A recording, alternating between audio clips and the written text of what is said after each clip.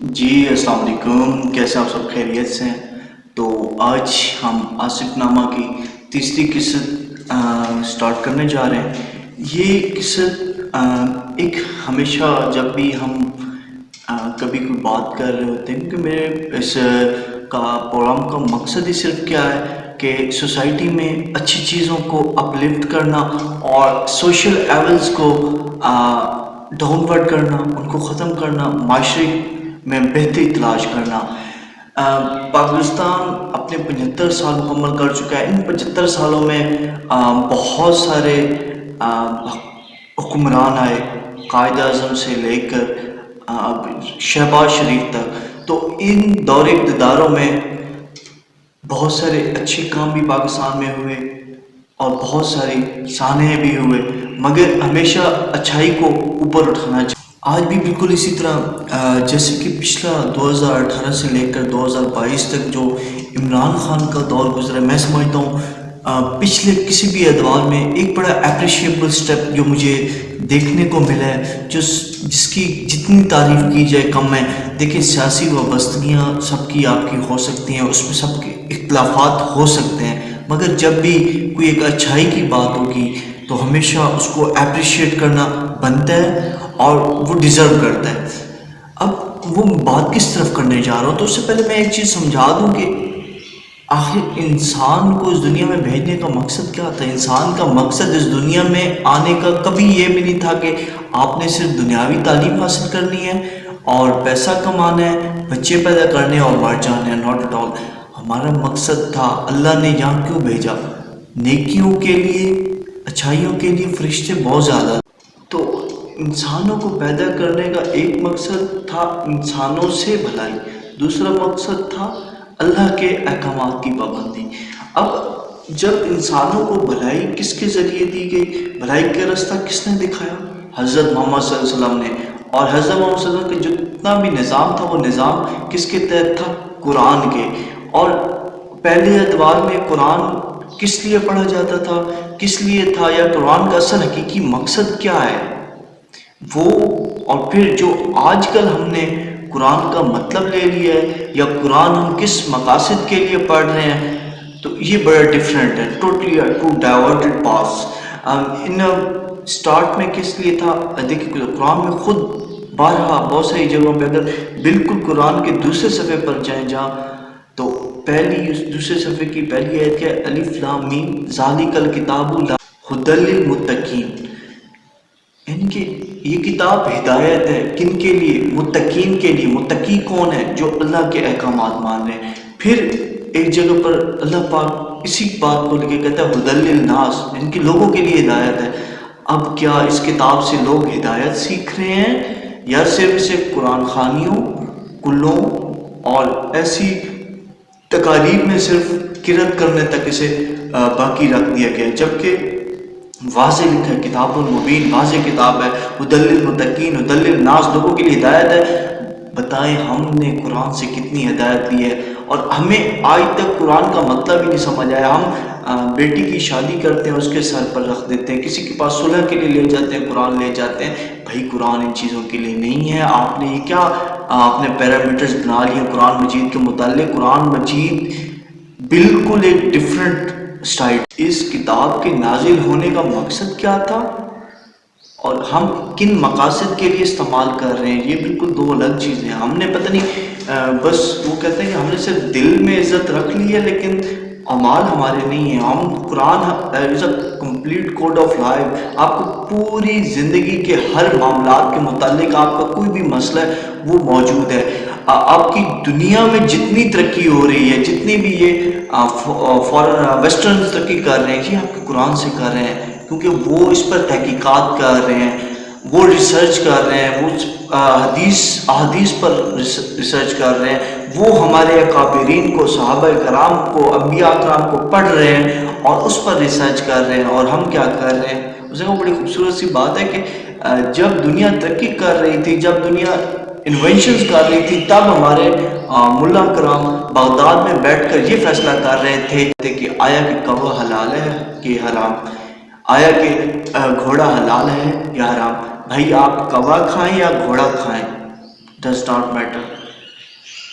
اصل چیز یہ ہے کہ آپ اپنی کتاب کو دیکھیں، اس میں اللہ پاک کے کیا احکامات ہیں، واضح احکامات ہیں، ہر انسان کے لیے ہیں۔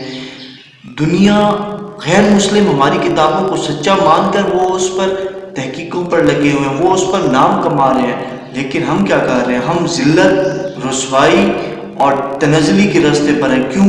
کیونکہ ہم نے قرآن کو صرف مسجدوں، اپنی کوئی ایسی محافل تک رکھ لیا ہے، یعنی کہ ہم جسٹ بک ریڈر بن چکے ہیں، بس قرآن ریڈر ہے، ریڈ کر رہے ہیں، یہ نہیں پتہ کہ اللہ پاک فرما کیا رہا ہے، وہ اللہ پاک کے کیا احکامات ہیں ہمارے متعلق، اسلام کے متعلق، دنیا کے متعلق۔ جب ہم بچپن میں بھی تھے تو تب میں دیکھتا تھا کہ عربی کی ایک کتاب تھی۔ دیکھیں ہماری انگلش سمجھنے سے زیادہ بیشتر ہمیں یہ چاہیے کہ ہم عربی سمجھیں، کیونکہ جو ہماری پریچنگ بک ہے، جو ہماری کتاب ہے، وہ عربی میں ہے، اور ہم اگر عربی سمجھ جائیں گے تو اللہ کے احکامات کو بآسانی سمجھ سکتے ہیں، بجائے اس کے کہ ہم مولویوں کے من گھڑت قصوں، مولویوں کی من گھڑت روایتوں پر چل کر اسلام سمجھیں، یا خود قرآن مجید کو اٹھا کر قرآن پاک کو پڑھیں اور اللہ کے احکامات کو سمجھیں۔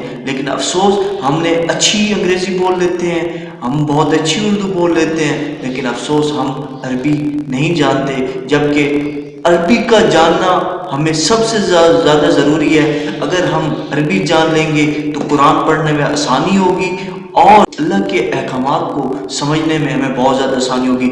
تو دس از ان فرسٹ ٹائم، ایک اس وقت عربی تھی لیکن اتنا واضح اس کے مضمون کو واضح نہیں کیا گیا تھا قرآن مجید کو، لیکن جو عمران خان کا سب سے کمینڈیبل سٹیپ ہے، آئی اپریشیٹ اٹ، وہ ہے اب جو ان کے تمام جو میٹرک تک کلاسز ہیں اس میں باقاعدہ ترجمۃ القرآن کے نام سے ایک بک باقاعدہ طور پر چلا دی گئی ہے۔ یہ آپ دیکھ سکتے ہیں 7th کلاس کی ترجمۃ القرآن کی بک ہے، اور اس میں بہت ساری صورتیں دی گئی ہیں جن کا بمائے ترجمہ، اور جو خاص اس چیز کے لیے ہیں کہ اس سے ہمارے جو شاگرد ہیں، طالب علم ہیں، وہ مطالعہ کریں اور قرآن کو بامعنی سمجھیں۔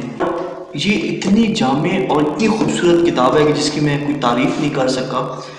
ان کے تقریباً ہر بک کے اندر 30 صورتیں ہیں، ان کی اگر 6, 7, 8 میں آپ نکال تو 90 صورت آ جاتی ہیں، 5th کو ایڈ کریں تو آپ کا پورا قرآن ہے۔ یعنی کہ 4 سالوں کے اندر جب آپ کریکولم پڑھ رہے ہوں گے، اپنا دنیاوی نظام تعلیم پڑھ رہے ہوں گے، اس 4 سالوں کے ساتھ آپ قرآن بامعنی مطلب سمجھ سکتے ہیں۔ اس کے علاوہ ٹیچرز کو چاہیے کہ وہ اس کی تفسیر سمجھائیں۔ ان 4 سالوں کے اندر آپ پورا قرآن سمجھ سکتے ہیں، اور قرآن کے ساتھ ساتھ نبی اکرم صلی اللہ علیہ وسلم کی احادیث ہیں، اس کے علاوہ انبیاء کرام کے متعلق بہت زیادہ بتایا گیا ہے۔ ہر کلاس کے اندر 5, 10, 15 انبیاء کے متعلق چیپٹرز ہیں، اور ان انبیاء کا ذکر قرآنی آیات کو لے کر کہ قرآن میں ان انبیاء کے متعلق اللہ پاک نے کیا فرمایا تھا۔ اگر یہ 4 سال ایک اسکولوں میں ڈٹرمنیشن کے ساتھ پڑھا دی جائے تو ہم اتنی خوبصورت اپنے ملک کی نرسری پروڈیوس کر سکتے ہیں، جسے پتہ ہوگا کہ اللہ کے احکامات کیا ہیں، ہم نے زندگی کیا گزارنی ہے۔ کیونکہ اس بک کا جب میں نے پہلا چیپٹر کھولا وہ تھا آخرت، قیامت کے متعلق، اور قیامت کس طرح برپا ہوگی، کن چیزوں کا حساب لیا جائے گا۔ اسی طریقے سے اس میں ناپ و تول، اور ان کی زندگی گزارنے کے لیے ہمیں جن باتوں کے وہ ضروری طور پر نبھانا ہوتا ہے وہ سب اس میں موجود ہیں۔ تو یہ بہت ضروری ہے اور اتنا زبردست ہے۔ اگر ہم جس دن قرآن سے جڑ جائیں گے، قرآن کو سمجھ لیں گے، ہمارے تمام مسائل دور ہو جائیں گے، ہم پر یہ جو مصیبتیں آفتیں نازل ہو چکی ہیں ان سے چھٹکارا مل جائے گا، کیونکہ ہم یہ احساس کر لیں گے کہ حقیقتاً زندگی ہے کیا، ہم یہاں کیوں آئے۔ دیکھیں اب اس میٹرک کے بعد اگر ایف ایس سی میں جائیں، وہاں مسٹر چپس کا ایک پورا پلے پڑھایا جاتا ہے۔ مجھے آج تک نہیں سمجھ آئی کہ اس کا اصل ریزن کیا ہے۔ Just a love story based on romantic, یعنی کہ آپ اپنے بچوں کو ایک رومانٹک سٹوریز پڑھا کے انہیں فحاشی کی طرف لے کے جا رہے ہیں۔ اگر اسی پہ نبی اکرم صلی اللہ علیہ وسلم کی زندگی بھی پڑھائی جا سکتی ہے، اس میں آپ اصحابہ کرام کی زندگی پڑھا سکتے ہیں، اس میں آپ مشاہیر اسلام کی زندگی پڑھا سکتے ہیں، اس میں آپ قرآن کی تفسیر دے سکتے تھے، لیکن کیا وہ مسٹر چپس کون تھا؟ کیا تھا؟ اس نے ایسا چیزیں پڑھانی چاہیے جو ہماری نرسری کے لیے، جو ہماری آنے والی نسل کے لیے رول ماڈل ہو، نہ کہ ایسی چیزیں جو ان کو ڈائیورٹ کرے from the right part towards غلط راستے پر۔ تو پہلی دفعہ ایک بہت زبردست اقدام کیا گیا۔ یقین جانے ہم سب کو بلا تفریق، بلا وابستگی سیاست، عمران خان کے اس قدم کی جتنی تعریف کی جائے اتنی کم ہے، اور اللہ پاک عمران خان صاحب کو جزائے خیر عطا کریں، کیونکہ جو تعلیم کے متعلق وہ قل رب زدنی علما، وہ اس دنیاوی تعلیم کے متعلق نہیں تھا، وہ تھا اللہ کے نظام کی تعلیم کے متعلق، اللہ کی دی ہوئی تعلیم کے مطابق، اللہ کی تعلیمات کیا ہے، نبی اکرم صلی اللہ علیہ وسلم کی تعلیمات کیا ہے، وہ تھی۔ یہ ہمارے والی جو دنیاوی سائنسی علوم کی تعلیمات ہیں اس کا اتنا منحصر نہیں ہے۔ اگر آپ قرآن دیکھیں، قرآن میں سائنس بھی ہے، قرآن میں فزکس بھی ہے، قرآن میں کیمسٹری بھی ہے، قرآن میں بائیو بھی ہے، ہر چیز ہے۔ قرآن پروز اینڈ پوئٹری میں ہے، ہر چیز جامع کتاب ہے، پوری دنیا کا علم اس میں سمو دیا گیا، ان 30 پاروں کے اندر پورے جہان کا علم سمو دیا گیا۔ صرف ضرورت ہے تو تحقیق کی، ضرورت ہے تو ہمیں قرآن سمجھنے کی۔ الحمدللہ اگر میں کہتا ہوں یہ سیکوینس سے چلتا رہا تو ان 4 سالوں کے اندر 5 6 7 8 کے اندر ہمارا بچہ قرآن سے بہت زیادہ آگاہ ہو جائے گا، اللہ کے احکامات سے بہت زیادہ آگاہ ہو جائے گا، اور وہ ایک ذمہ دار مسلمان بن سکتا ہے۔ مگر جو گزر چکے ہیں، جنہوں نے نہیں پڑھا، تو انہیں بھی چاہیے کہ وہ اپنے دن میں کم از کم 6666 آیات ہیں، آپ 3 آیات کریں یا 5 آیات کر لیں تو غالباً 5 سے 6 سالوں میں آپ مکمل کر سکتے ہیں تمام قرآن بمائے ترجمہ، بمائے تفسیر۔ جب آپ یہ سب کر لیں گے تو آپ کی آنکھیں کھلی رہ جائیں گی، کھلی کیا، دنگ رہ جائیں گے کہ